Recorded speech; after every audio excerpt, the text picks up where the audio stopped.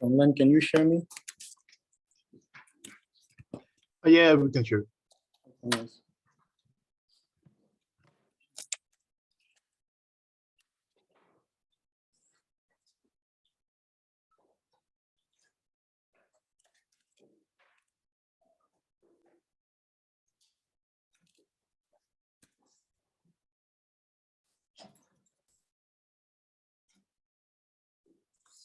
So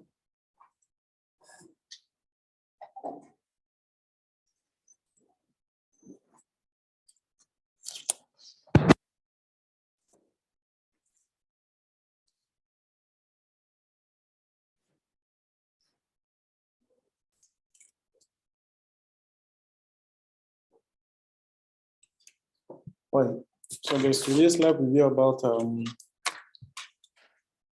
similarity search with graphs. So as we said in the lecture, when you want to search based on similarity, you can use KNN, for example. Okay. But when it comes to KNN, we are looking for the K closest neighbors for a given query. But it comes that the time complexity of this algorithm can be linear. This means grow linearly with respect to the size of the input. You are given a vector, you have to compute this distance between all the similarity with all the other samples that you have and sort them. Okay. Or you can use KNN itself, where you can group the data set inside different clusters. And for a given particular point, what you can do is you assign the similar query as member of the same clusters, and you sort them based on the distance. But what we'll be doing today, it's something that is guaranteed to sort or to provide the neighbor search in logarithmic time. Okay. So we'll be using HNSW, okay, which is stand for hierarchical new navigation search rule, which is based on the cosine similarity. I saw that during the lecture you couldn't cover everything, the theoretical part of that, but I hope during the lab you will get the intuition while you come to the theory in the next lecture. Right. So I hope you all have access to this notebook. So you have this Drupal data set, which contains several questions with answers. And we want to index this data in a way that searching for similar query or searching for closest neighbor of a given query can be done in logarithmic time. So that's the task. And for that, we'll be using HNSW. So the first thing, if you take a look at the the second and the third cells, we just load the data. So this is the link for you to download the data. So you can download it here, okay? And save it in the folder where you can have access in your notebook. So the next code will open the CSV and save it in the list of string. You can also use Panda if it's more comfortable for you, but you have the code already done there. And then we have to use the embeddings. We have textual text. We have to embed them into vector representation. So here we are using Scapy, and you should have checked the documentation before. So the goal here is for you to just write the code for embedding each question, okay, into the 8th line of the matrix.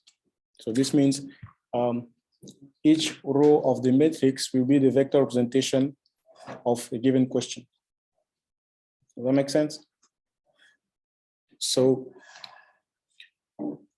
you should fill this code.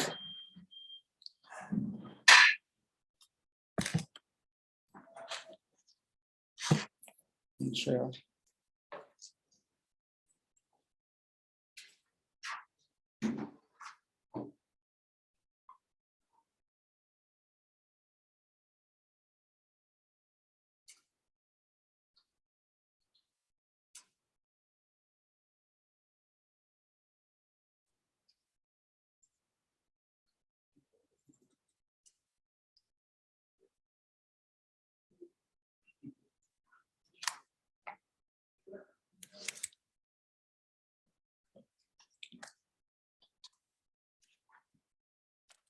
So let me know when if you have the solution done.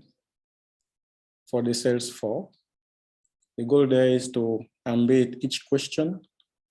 So when you have line, each line has like multiple fields, okay? There's a field question. You want to embed the questions. It's like a dictionary, okay?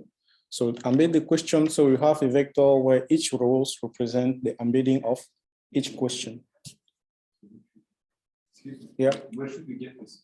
The same in the same folder on GitHub.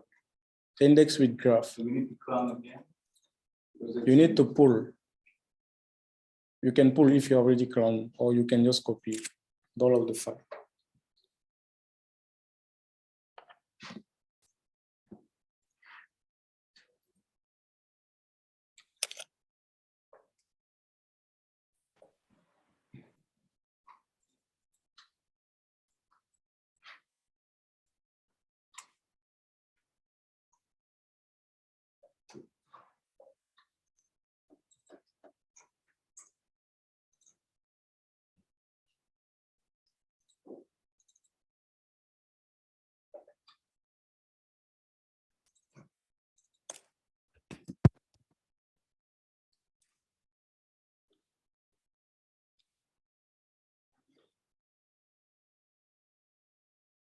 So let me check.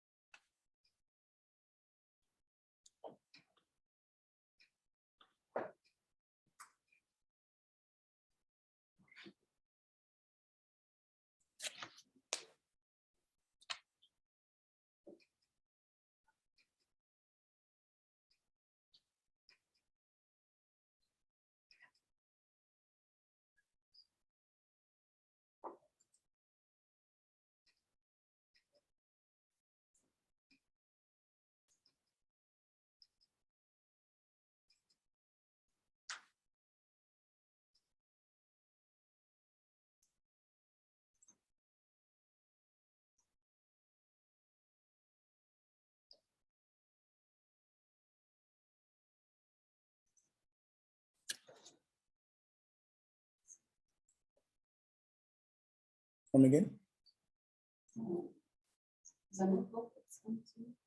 No, you should pull. It has been updated. You should run git pull to update it. Okay. You don't have the last version of the repository.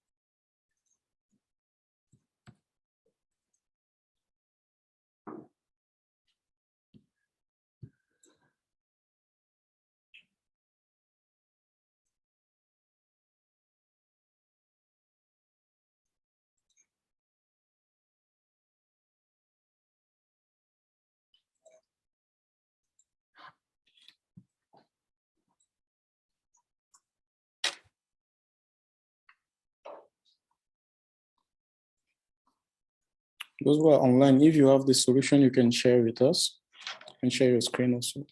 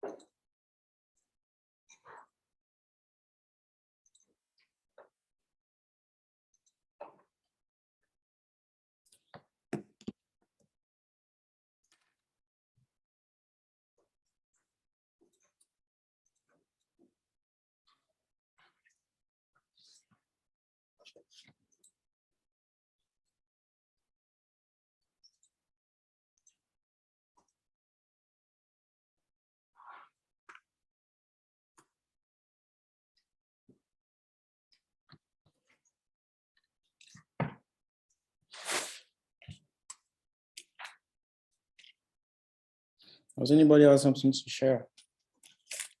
Okay. Have you ever used Scapy? I think we went through during the last lab, right?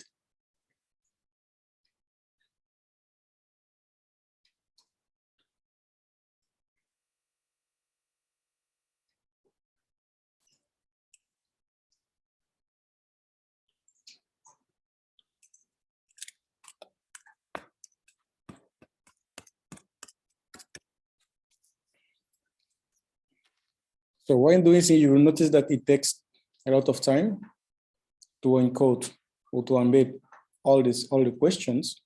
That's why you see there's caching policy there. We check whether we have cached it before. If it is cached, we just load the embeddings. If it is not, we embed and we save it. Okay.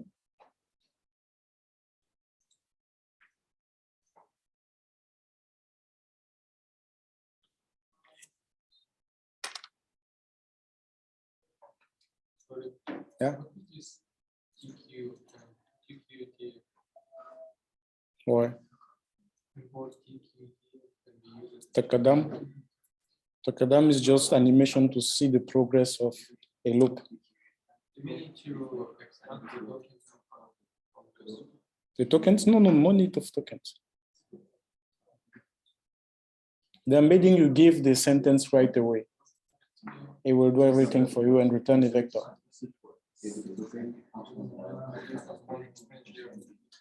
What? I kind of favor.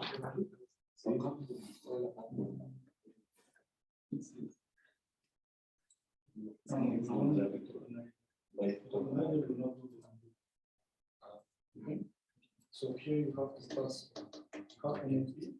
You give sentence right away its parameter, and you have those vector. Return the vector to the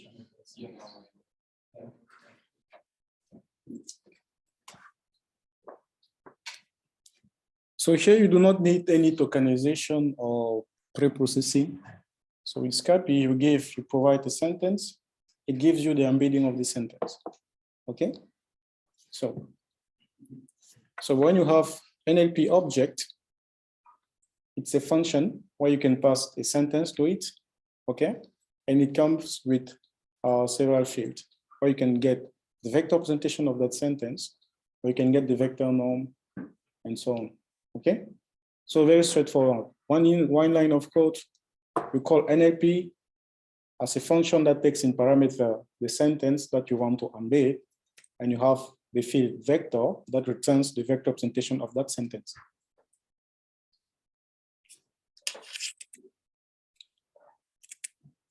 This the space and core what the says error can't find model and core but Oh, you have to install that model.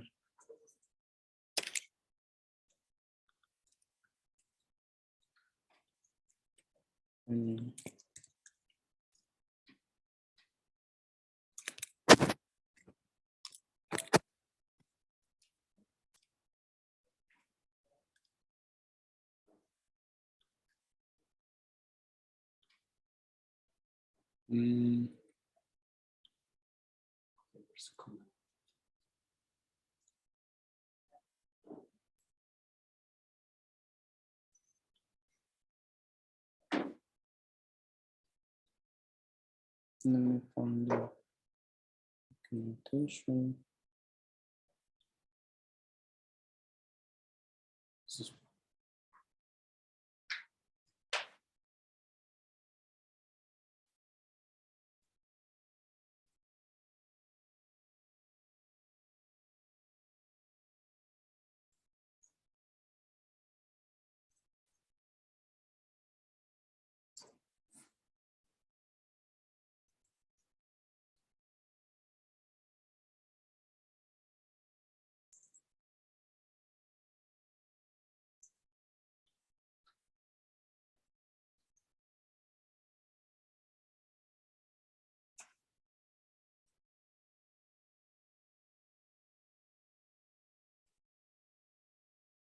Okay.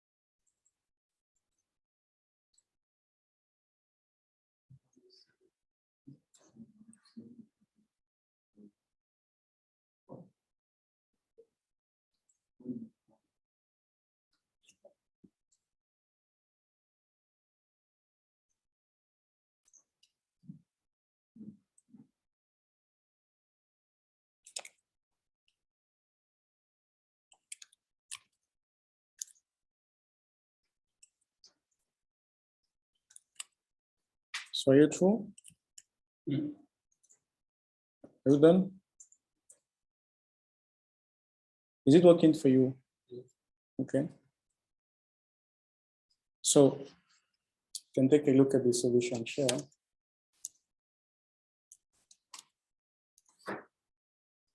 Oh.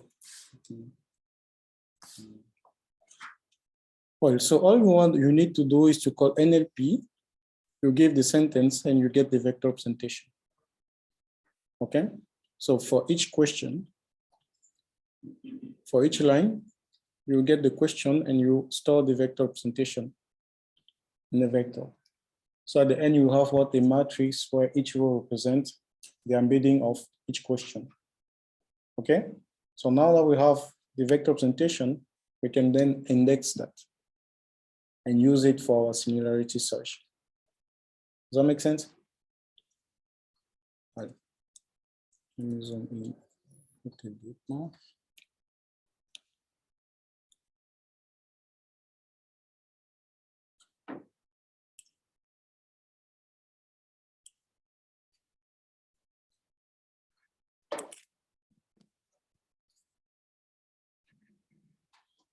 Well, who can recall what we did last week?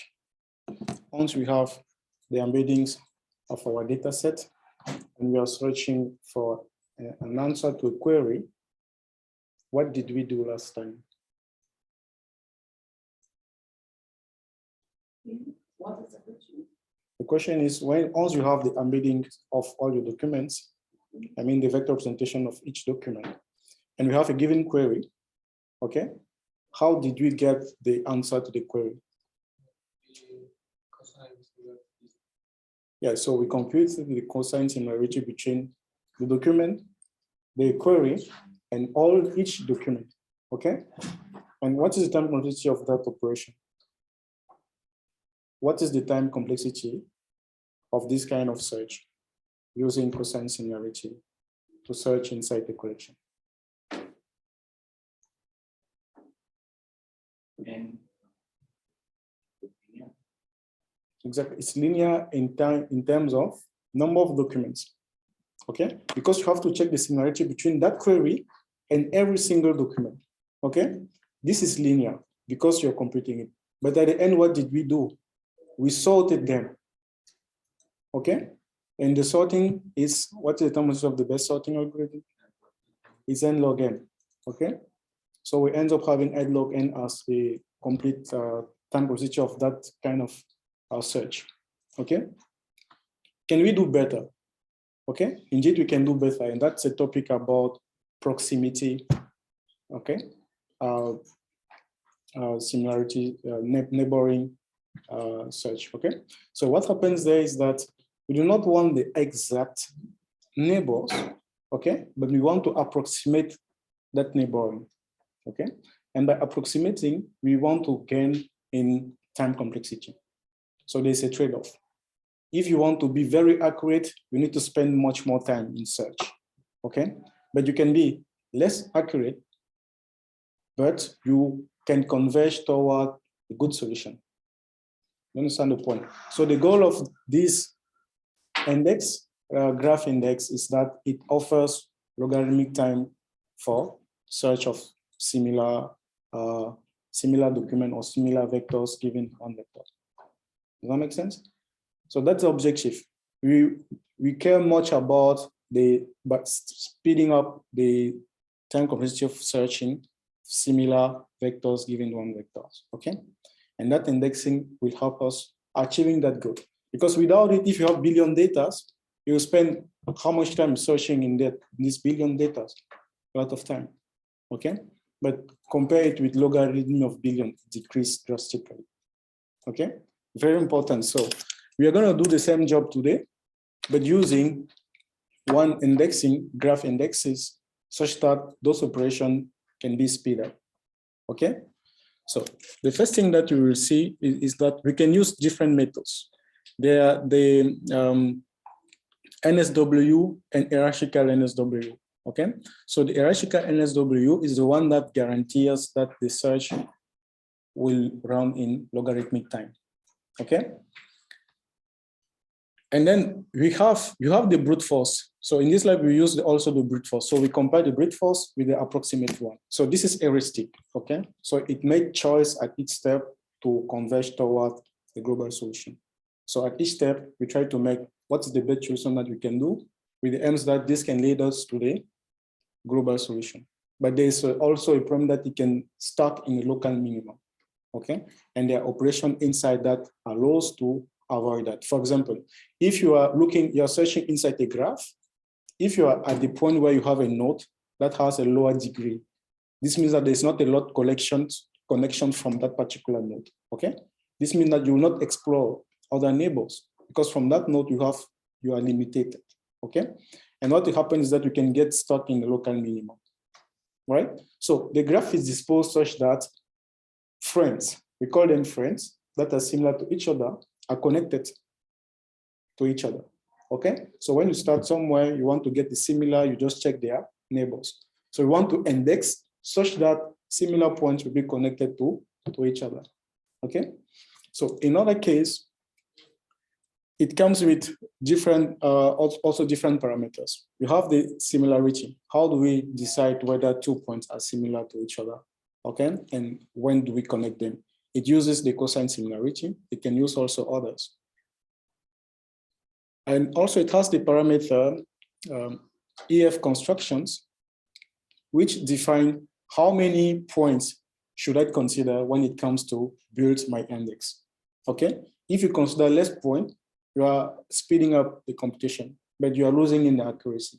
Okay, if you consider more points to decide whether you should consider as count them from them to search for more neighbors, you will spend much more time because you consider more points. And this is during the construction. So when I want to insert, I have 1 point, I want to index the point, where should I add the point and how many connections should that link to that point? Okay, so how many points do I decide to make the connection from which I will search? The same for the construction. The same for the EF search is when I'm looking for the neighbors or the friends of a given query, how many points do I consider in the search? Okay, so if you consider less points, you're going to speed up, okay, but you're going to lose in accuracy. So you will not find the exact neighbors of the point that you're looking for, okay, because you're considering less points to explore your graph structure, okay? The same for the construction. So those two parameters are parameters that can be tuned. And also you have M, which specify the maximum number of neighbors. So you have a point, the neighbors are the point to which they're connected. So what is the maximum number of neighbors that can be considered as neighbors to connect to each other? Okay, if you have a lot of connections, it will also affect the fact that you will spend much more time in search. Or if you have less connection, you have a very sparse graph where points are having low degree, and then you will be not accurate. Okay, in general, we chose this value from 5 to 100. So then when you use HSW, it comes with several methods. We can find similar vectors. We can find similar vectors given a vector, okay? You can also find, you can give a batch of vectors and it returns you all the vectors that are similar to each vector in the batch that you provided, okay? So it's the same function, but just called in all the single in the list that you provided, okay? So we can take a look at how the, yes, sure.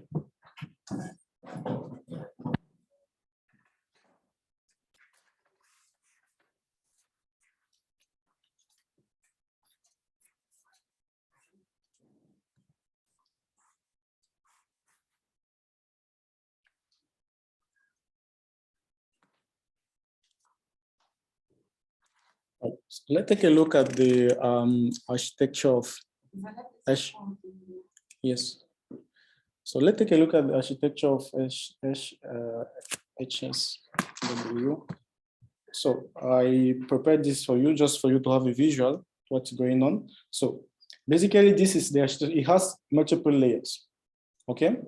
And from the lower layers to the higher layers, we want to add at least point as possible, okay? Such that when we are searching, we will explore less node while searching, okay? So we search from one entry point. We say this is our entry point. And from this entry point, we will dive down and connect all the possible neighbors of a given query, okay? We can see that we consider very less point. But if you have very dense points here, okay, the search space will be very big at the beginning. So how it works is that we want to make sure that we add points such that the lower level or the level 0 has much more points than the first level or the layer 2. Okay, so for that, how it works, I want to add a point to my index. There's a probability that the point will belongs to a given layer. Okay, and that probability will decrease exponentially depending on the layer where it's located. So this layer, to have a point here, there will be a higher probability, okay? Such that in this lower level, we have much more points, where we have more chances to get to the global, solution, okay? But the more you go up, you have less points, so lower probability to be assigned to a upper level layer, okay? And in the last layer, you have only one point. And that point will serve as the entry point when it comes to search for a query, okay? We have several parameters. We have the AF construction, which is the number of frames we use while traversing the layers, okay? So, and we also have the air search, which are the similar parameters. For M is the maximum number of neighbors we assign. We have two values. We have the M max 0, which is particular for the 0 level. Like one point can be connected to at most 4 neighbors, the layer 0, yes? What are exactly the nodes here? The nodes here are the vectors. The index of the vectors, yeah. Yeah. And then you have M max for any other layers that is not the layer 0, okay? And for that, you have also the maximum number of connections. So let's say we are looking for the neighbors of one query. This is the entry point, okay? So we start here. The only neighbors that we can have is this one, okay? So it's like you have a kind of graph. What is NSW itself? Okay, you have a kind of graph. They are connected, and you want to search. You just connect the closest one. So if I want 3 neighbors, and I will not take this longest distance, okay? So I want the closest one. I will find the minimum distance that connect my point to its neighbors, okay? Because points are disposed in the graph such that it considers their similarity. The same here is you have like several layers of NSW. The goal is that this will speed up the operation in logarithmic time. And finally, so when you start here, the only point that you can connect is this one, okay? In the similarity search. And then you go to the lower layer, okay? And consider the next point in your search. The same, you go down to the lower layer until you have reached here, the point that you're looking for, okay? So this is brief intuition of how it works. This should be covered in detail in the next lecture. But so far, I guess you understood what is intuition behind and that we can use it, how we can use it to index and retrieve the similar queries or similar vectors to a query. Okay. Well, so let's get back to the slide. So now we have to build. We want to build the index. Okay. So first we have our list of vectors. We have the method HNSW that we're going to use. We have the space, which kind of similarity metric we use to build the cosine similarity. Okay. And you have the post-processing optimization that is used typically for HNSW. We have our EF constructions. Is how many points do we consider as neighborhoods when it comes to construct, okay? And similarly for EF search, when it comes to search, and M, which is the maximum number of connections that every point has in each layer, okay? And then you have the cut of like how many points do we consider in the vectors.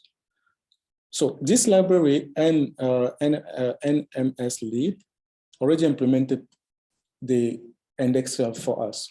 Okay, so when you initialize, we specify what is the method, we are using this method. What is the space, we are using the cosine similarity, okay, to pass point, and space parameters. We have the number of EF construction, EF search, and M. Okay, and right away you have the method index.add data point batch. This means we are adding a lot of points at the same time. It will index for us and build that hierarchical structure. Okay, so how many layers are going to be created? How many points do we have in each layers? Okay, so this will implement everything for us, and then you have this layers representation, and you have the entry point. We can then use it to query, to give a point and ask what are the neighbors. It will explore the structure and return those neighbors for us. And then we create the index. Once the index is created, we return that index. Okay. Now, given the index, we can then query it. So I give my index, I give a vector, and how many neighbors do I need? Okay. So what here you have to return the indexes of the neighbor of that vector. Does that make sense? And these indexes will be the similar point to the vector or the approximation to the neighbors. Okay, so what we can do is that we can compare what we got from the heuristic method, which approximate the neighbors in quicker time, okay, and what we should have got if we'd used the brute force approach, like computing the exact neighbors. Okay, so you have to implement these two functions. One thing you can do is to go to this to open this library, and then you will have the detail about how the index is used as well. So let me show you. Well, share. Overview. Well, so this is how you install. Okay. So for example, here you say they will create like a random matrix of indexes. We already have our matrix. Okay. They will init and use the HNSW with the cosine similarity. They can add all those points. They can index all those points. And then what they can do, they can get, for example, one given point and they say we want the K closest point to that point. Okay. Using the heuristic approach. Or you can query given a batch of points, okay, and you want to return how many points you want to return for this batch of points. So if you have 5 vectors, each vectors will get their 10 similar vectors assigned to them, and so on and so forth. And it also use multi-threading. So you can specify the number of threads that can be used to compute that. Yes? For the batch of words, do we do intersection after getting similar for each word? No, it's not like binary retrieving. No, it's just that you have, let's say you want to get the neighbors of 5 vectors. Okay, So each of them, if you specify K as 10, so each of them should have 10 similar vectors, right? You can call either this function 5 times for each of them, or you can just rub them into a list and pass to that function. So they are independent. So what will be the output? Like The output will be a list of tuples. Okay. 10 nearest. Yeah. So for the first one, you have the 10 neighbors. The second one, you have the 10 neighbors. The third one, you have the 10 neighbors, and so on. So it's still like 50 near neighbors. Yeah, but they are associated with the original query, the original vector that you gave, and you wanted their neighbors. Okay. So something that it will do is that it will return. You can see it return the indices, and also return the distances between those indices. Okay. So what we want you to do here, where we are here, is in this function, you have already the index. Get index will return the index. So you assume that you have the index, you have a vector, and you have the number of neighbors. Okay. So just query the index and retrieve the number of neighbors of this one and return the indices as a list. Does that make sense? What is the return again? Or is this function? It returns a list of indexes.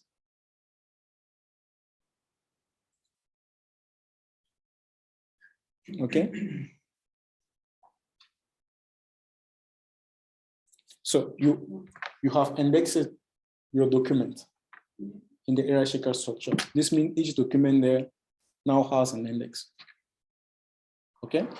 So now you want to query it to retrieve the index of the documents that has been indexed before. Okay. And if you give a vector, it returns you a similar vectors to that particular vector. Okay. Based on the index. It's like you are computing the cosine similarity of your vector and your entire document. But this, we discussed that this is not efficient. Okay. So this method is guaranteed to load in logarithm. The previous way and The previous way, the difference is mainly in terms of times complexity. Okay. So if you're working in a project where you have billions of data, you cannot afford using similarities, normal similarity search between all your each query and your entire data set. That will be huge. Okay. But you will have to look to ways that you can have the same operation, but in a faster way.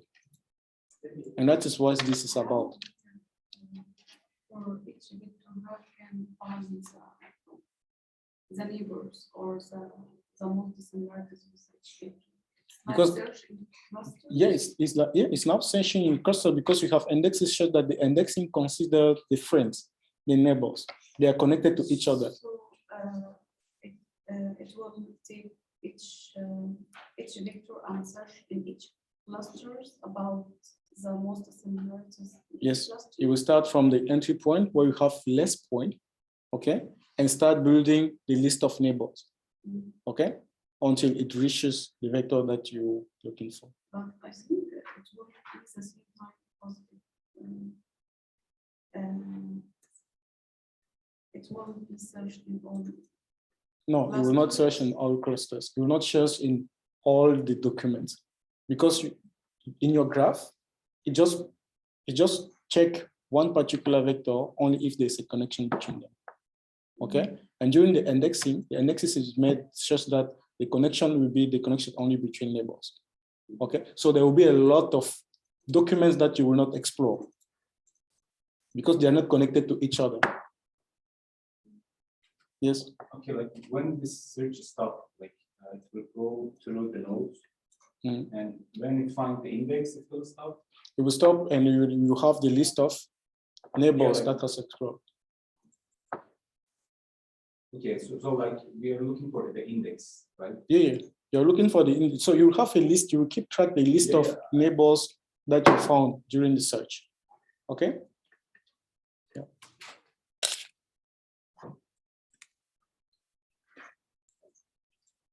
So online, when the meeting expires, just join using the same link. Right, so here what you have to do is straightforward. You come from the documentation that you see, okay? Once you have the index, you have KNN query on your index. You give the vector and you specify the number of neighbors that you want, okay? So it returns 10 neighbors and their indices.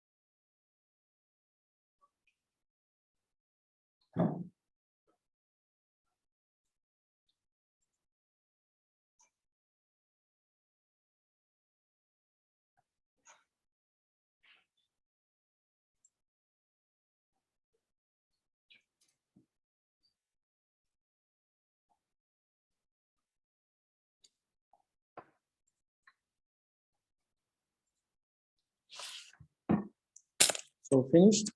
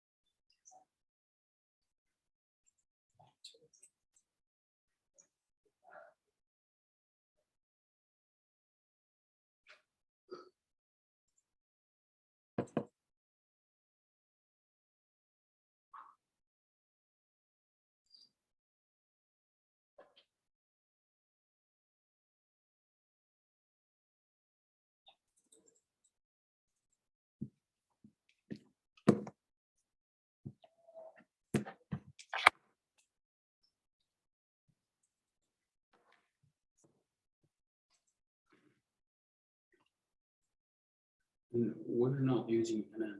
Why we need NN inside this function? Maybe just and then in which function? Find flow vector.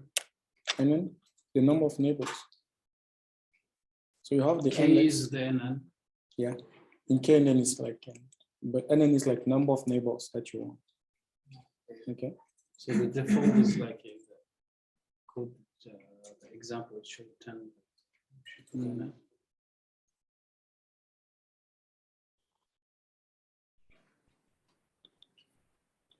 What? So it's, in the second function, we have a In batch. the function is like you have Batch yeah, of vectors. yeah, batch of vectors. So inside the for loop, we just Is what? inside the for loop, we just Not for loop. You have a function that the library provides you to perform the query right away. That's what I was showing you here.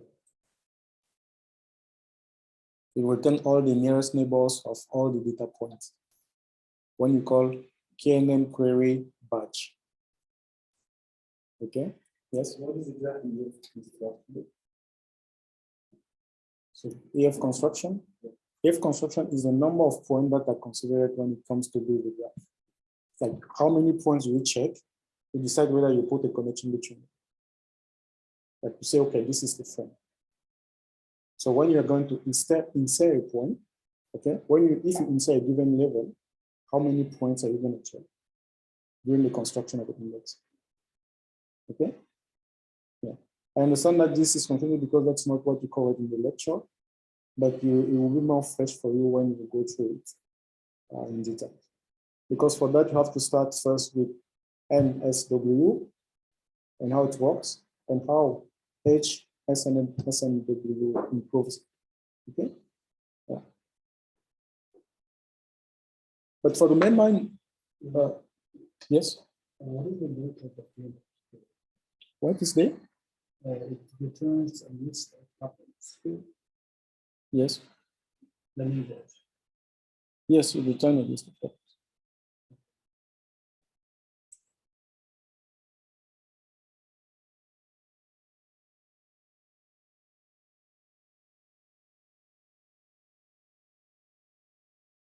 It's a number of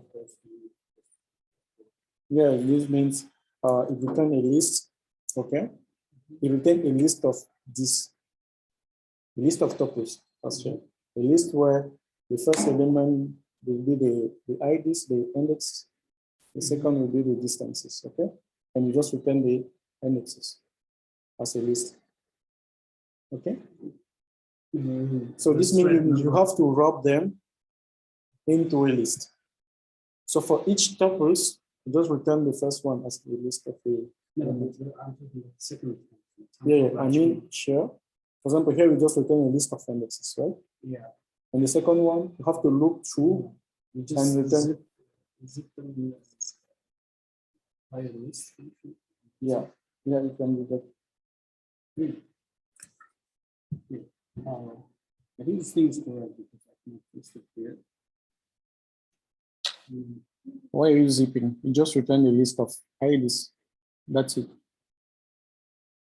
The function should return list of IDs. No, not the distances. We do not use the distance. Okay. So the second function I was asking, what is this number of threads is because it can be computed in parallel. So you define the number of threads that can be used.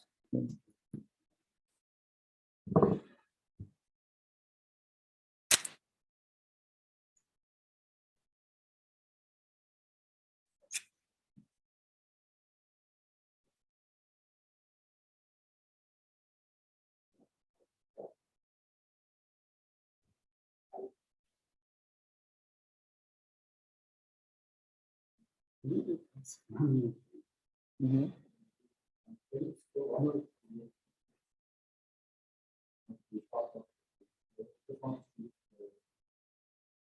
Where? In the lab?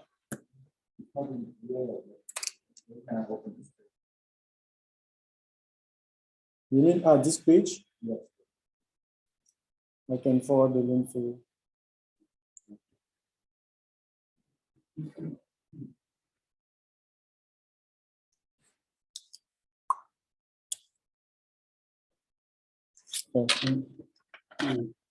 You said we need to turn the list of tuples. Not list of tuples. It's a list of indices. It's written there. It should return list of IDs. So just return list of those IDs. And that's it.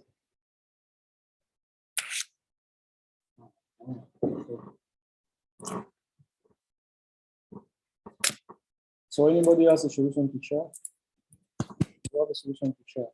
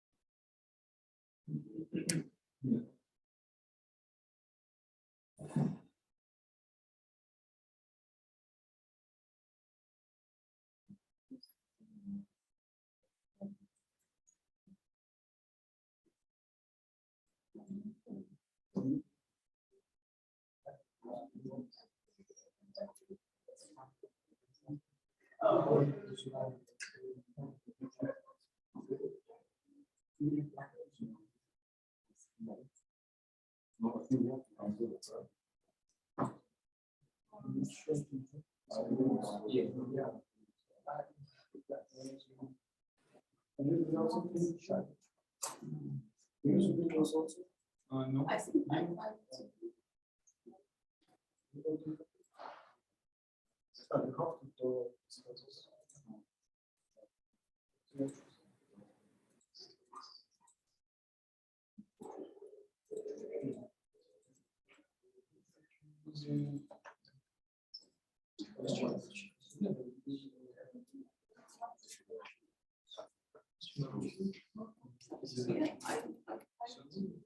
Yeah.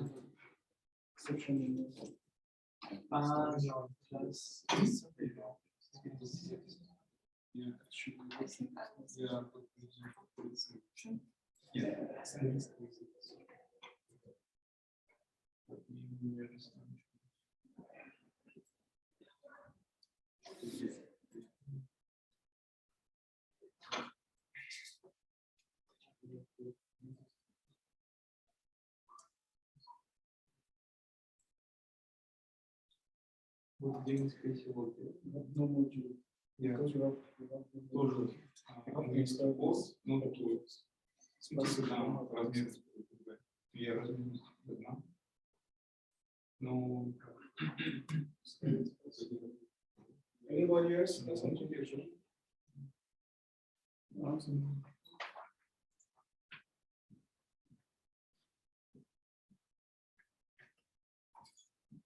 I think for this one, so we get the IDs and Why is sorting? because it's sorted by distance from closest. It's already sorted. Ah, okay. It's already sorted for you. Extra sort. Yeah. The second one is correct. Yeah. So I'll show you how it should look like. So here, basically, what you have is that this function returns you the IDs and the distances between them. Okay. So they are already sorted per distance. So this means that the IDs, the first one will be the closest one to your vector or the query. Okay.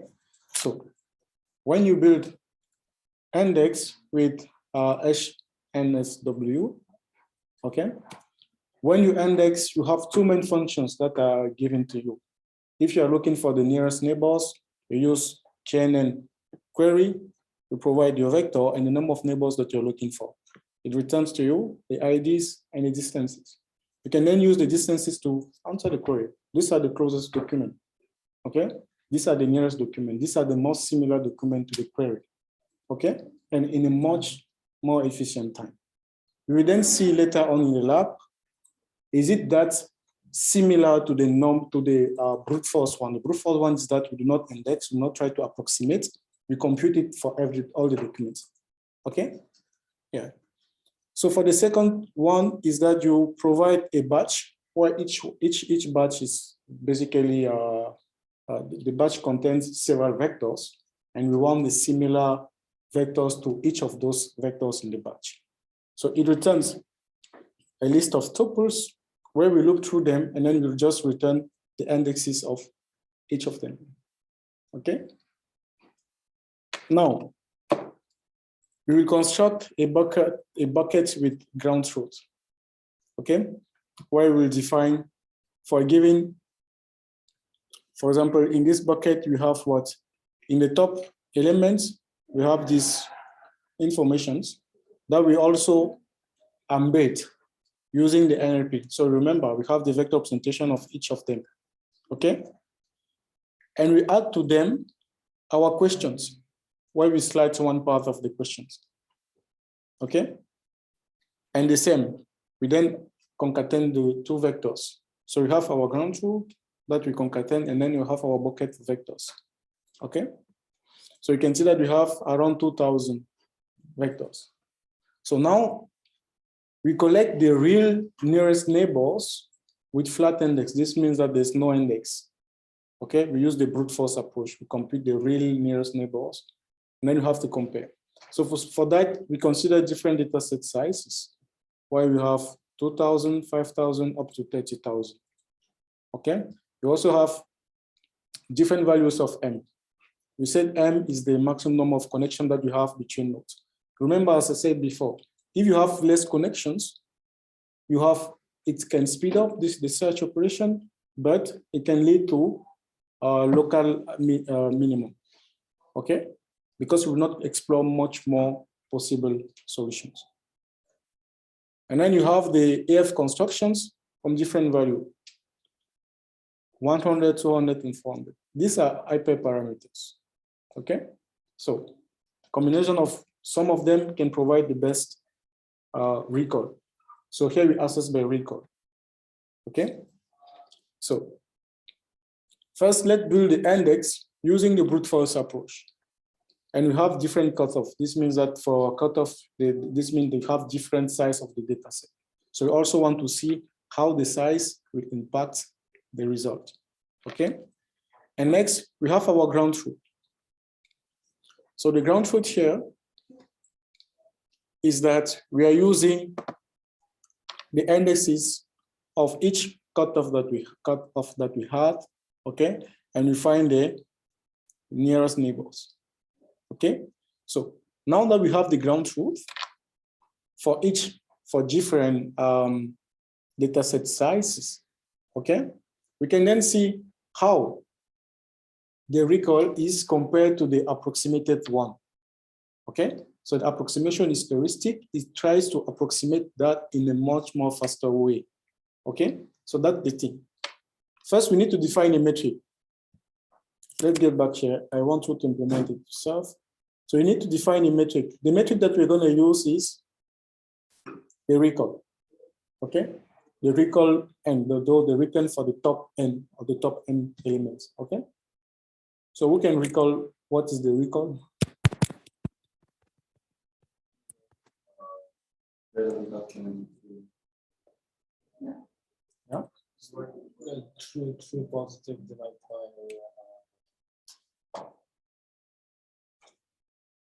all positives. Yeah, so in this case, it's just positives plus 3 negatives. Yeah, in this case, was just among the retrieved document, how many were indeed relevant. Okay, so what we do is that we get the neighbors. We get the neighbors from the ground truth, the exact neighbors. We get the neighbors from our approximation, okay? And we compare the two, like how many did I get well, or how many did the approximation get well, by dividing the intersection between the both and dividing by n, okay? So if I have, this means if I have, for example, my ground truth is 10, contain 10 items, and within my ground truth, when I retrieve mine, with the approximation, I have got only two correct. Okay, so what you will have, you have 2 divided by the total number of items. So 2 divided by 10. Okay, so if you have 10 correct over 10 correct, you have 1 as record. How Okay. do we define the correct thing? Because it's the ground truth is the. It's so also for list of 2000 indexes. things, list of lists for each Yeah. one of them. For Yeah. each one. For each of them, find for batches, it will return you a list of IDs. Okay, so the ground truth is what? These are the real neighbors. Okay, the second one will tell us these are the approximated neighbors. Okay, so then how do we compute the recall then? You just take the real one, the approximated one, you intersect them, right? To have how many did the approximation got right. Okay, and you divide by the total number of documents. So you divide by n. Which number of how many are you considering at this time of the evaluation? Okay. So now you have to compute the recall. It takes what? The sorted list. This is a list that you got from the approximation, and then you have the sorted ground truth. These are the real neighbors. Okay. So this function should do what? It also takes the n. This n takes this n is the parameter for the recall. How many samples are we considering? Okay, the top n. So first you have to extract the top n from both lists, intersect them, and divide the size of the intersection by n, and you have the recall. Does that make sense? Or it seems not clear? The thing is, the ground truth and the sorted result both are for it's a dictionary. For each, we have 2000 vectors, and for each one of them, we have a. It's not a list of- dictionary, it's just a list. It shows dictionary to me. This means there is something that you didn't return properly. Look at recall function. It takes 2 lists. Dictionary. Yeah, but this is dictionary because you have different values of size that you consider. We are talking about the recall function. Okay. Look at the recall functions. You have first the sorted results, and you have the ground truth. Okay. So among the sorted, how many were present in the ground truth? Okay. Okay. So the sorted ground truth is something different than the ground truth. If I have my query, let's say my query is A, and the real neighbors of A are, for example, let's use random number.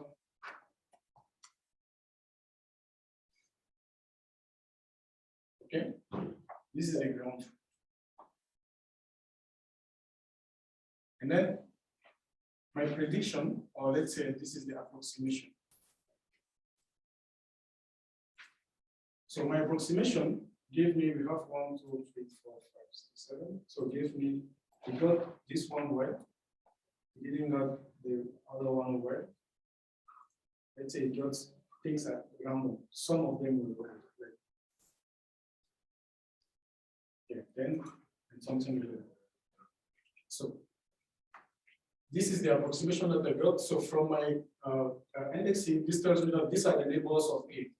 But this is the ground truth, right? So in this case, how can I compute the recall? The recall here would be what? Among the one that I got, how many were indeed in the ground truth? Okay, it's just by counting. So among the one that I got is 1, I got 1 correct, 2, 3 correct, right?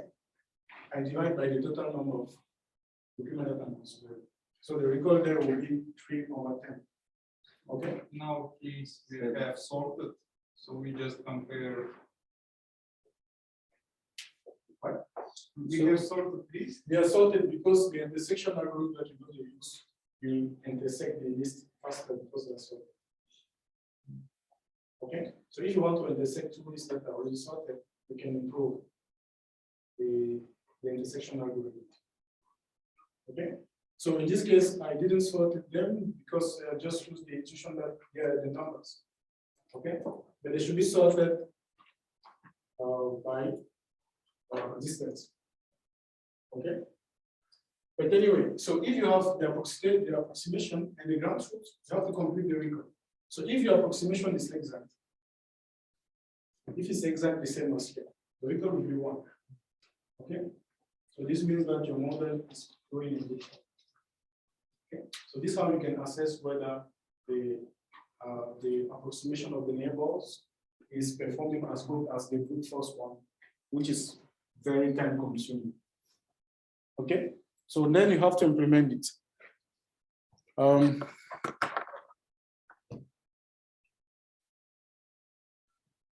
Yeah, this works, but I'm afraid your intersection algorithm will not be that. This is linear. The intersection can be done in less time complexity. Oh, it's so If you use built-in functions. Okay. So he has it well. So you have what you do, you count. You just count from here. How many are present here and there? So you intersect the 2, 1, right? And you take the length, the size. So if you intersect, you have got 1, 7, 10. So if you take the size of this, you divide by total number, you have the record. So that's what you need to do. Okay. So if it is kind of quiz, we are giving this, what is the record of the things, you know how to compute the record. Okay. So once we have that, so here's the thing. This is one example of implementation. I'm giving n. N is how many samples, how many rows are we considering? The top n, okay? So first thing, you have to extract the top n, okay? The first n element in the sorted result and the first n element in the sorted ground truth. And then you intersect the two lists and divide by n, okay? This will give you the record. Does that make sense? Have you considered the n, the top n? Yeah. Okay, nice. So let's run this. Now we can run. You can see that for different ground truth levels, okay, what we do, we test whether our recall works well. So if the list that I got, the approximation is exactly the same as the ground truth, and we check the top 700, what do you observe? The recall is 1 when the list matches exactly, okay? This means that it's perfect approximation, but it decreases when we compare with the other part of the list, okay? In the other part, we have less examples that will be inside the ground truth, okay? When you check there. And then we even pick less. And finally, if you compute the recall with empty list and the ground truth, it's normal that the recall is 0 because none of the approximated is part of the ground truth. Does that make sense? So that's why we have different value for the recall. Okay. So once that we have that,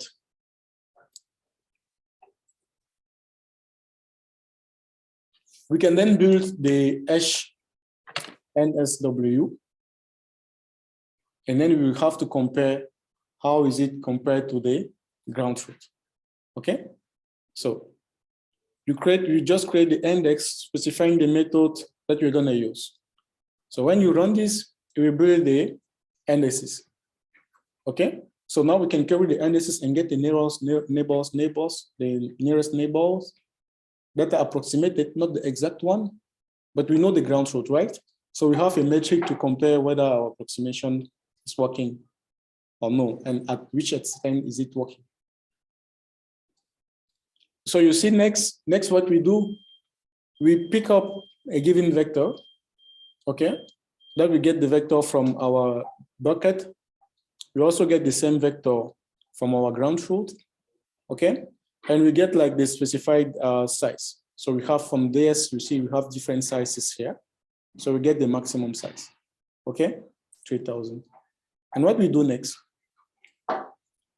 For different value of nearest neighbors, okay? So we say how many nearest neighbors are we searching, are we looking for, okay? We're looking for 100, 1,000, and 2,000.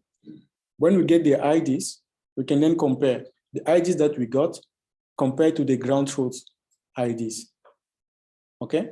Which are indeed the nearest neighbors of the given query or vector that we selected, okay?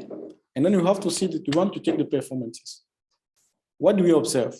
We observe that the recall, when we just check for the, we are just looking for the 100 nearest neighbor, is equal to 0.6, okay? It's more than 0.5.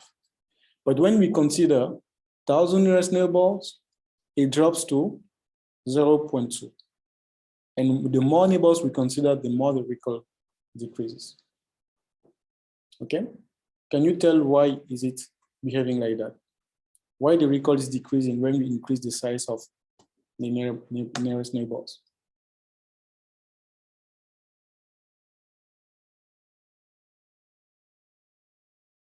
Any guess? Yeah? Because the vectors are farther, less relevant. It can be the case. The main reason is also regarding the parameters for the AF construction. We specify that parameter as 100. Okay, so this means that our approximation is considering when you have a point that at most 100 points that we consider to search for the neighbors. Okay, but in this case, when we increase the number of neighbors to 1,000, okay, it will be not accurate because we will not consider that most neighbors in the search space. Okay, so if you want to have it more accurate, you increase the value of the parameters. Okay, otherwise you have lower recall. So there's a trade-off there. Okay. Next, we want to check the time. Just print off the time of the search building index and searching for the neighbors. Okay.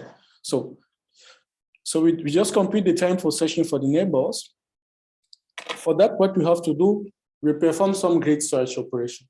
We have a bunch set of parameters. We are looking for the best combination of the parameters that will optimize for our recall. Okay. So the function product will do what we compute. We return for you all the possible combination of the data set size, the values of M, and the EF constructions. And for each of them, we then plot the time. So the time for what? Building the index with the parameter that we specified, and also searching for the querying the index itself. Okay. And at each time, what do? We compute the record. We accumulate the record and we average it. Okay. And then what we return the parameters, the building time that we computed across all the queries. Okay. And then we have the record for different, the time when we use 100, the time when we use 1,000, the record, and so on. Okay. So we can then plot that. After doing so, we can plot and we have different plotting. So we can see how the building times works with different values of M. Okay. Why is when it's M is 8, it's decreasing, and the other cases kind of seems to be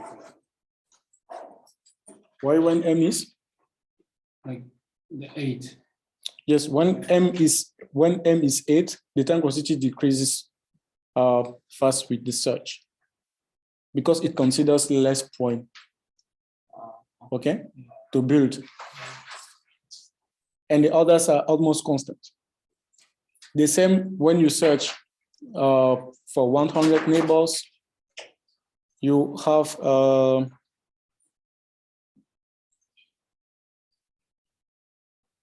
here you have the here you have the time. 1,000. Yeah, so you have, you can see that it increases at certain time, it starts decreasing. When you search for 100 neighbors, when you search for 1,000 neighbors, you can see the difference in timeshare. Okay, so when you search for 1,000 neighbors, it takes much more time. And also the value of M64 is almost constant. Okay. And interestingly, let's look at the recall. So you can see that the recalls decreases, but it's not that much affected by the values of M that we selected. Okay. The same for the recall 1,000. Okay. The same for the recall of 100. Okay. All of them. Yeah. So I hope you got the intuition how we can use HNSW to build index and query that index. Okay. The more theoretical part of it will be covered in the next lecture and also in the next lab. Okay. So get back to it.